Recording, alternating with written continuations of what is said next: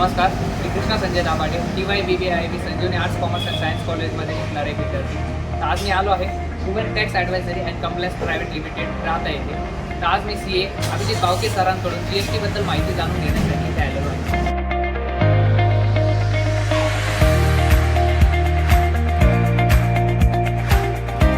नमस्कार सर, मी कृष्णा दाभाडे, कम्युनिटी कॉलेजचा विद्यार्थी. आज GST बद्दल माहिती जाणून घेण्यासाठी आलो. तर मला बेसिक GST बद्दल माहिती द्यावी.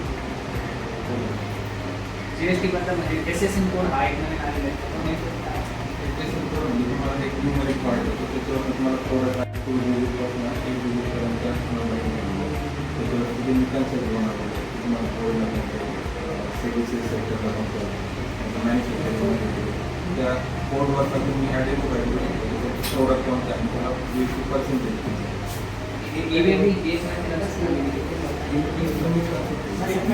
मध्ये काय तुम्हाला मटेरियल किंवा तुमची जे काय प्रोडक्ट असेल तुम्हाला माहीत झाल्यानंतर मग कंपनीच्या बाहेर जर काढला तर स्टोअरमध्ये पण दुसऱ्या प्लेसला तुला दोन कन्सेप्ट महाराष्ट्रातल्या मार्केट कोणताही स्टेट असेल तो मार्केट ज्या स्टेटमध्ये असेल तर त्या स्टेटला 1 लाख असेल ते 1 लाख प्लस जर तुमचं इन्व्हेस्ट केलं तर तुम्हाला बनवणं कंपल्सरी. सेकंड पार्ट जर तुम्ही आउट ऑफ स्टेट जर मधून पाठवत असाल त्यामध्ये तुम्हाला 50,000 प्लस जर तुमचं इन्व्हेस्ट केलं तर तुम्हाला यूट्यूब बनवणं कंपल्सरी. सर नंतर मला असं प्रश्न आहे की आपला टर्नओव्हर किती पाहिजे, म्हणजे GST टर्नओव्हर किती असल्यावर GST करावं लागेल? टर्नओव्हरची त्याला लिमिट असते की तुम्हाला 40 लाखापर्यंत जर तुमचं टर्नओव्हर असेल तुम्हाला GST काढणं कंपल्सरी.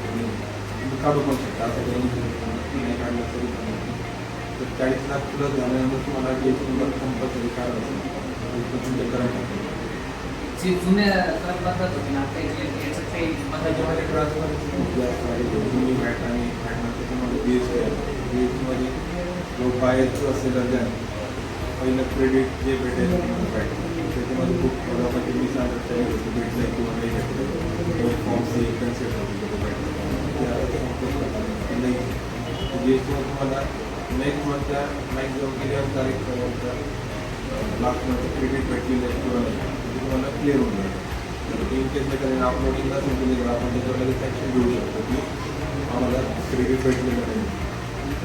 जर सपोज एखाद्याने GST भरला आणि काही त्याच्याकडून जर चुकीचे अमाऊंट म्हणजे झालं भरण्यात आले तर त्याला काय त्याच्यामध्ये तुम्ही GST साधारण 18 तारखेला तुम्हाला 8 तारखेला तुम्ही जे पण पेवरती ते अपलोड करावं लागेल. इन केस तुमच्याकडे मिस्टेक जर झाली GSTवर कोणी म्हणून कन्सेप्ट आहे त्याच्यामध्ये तुम्ही साधारण 12 तारीख ते 20 तारखेमध्ये ते रेक्टिफिकेशन क्लिअर करून तुम्ही पुढे प्रोसेस करू शकता. जे छोटे व्यावसायिक त्यांना GST घेतला पाहिजे.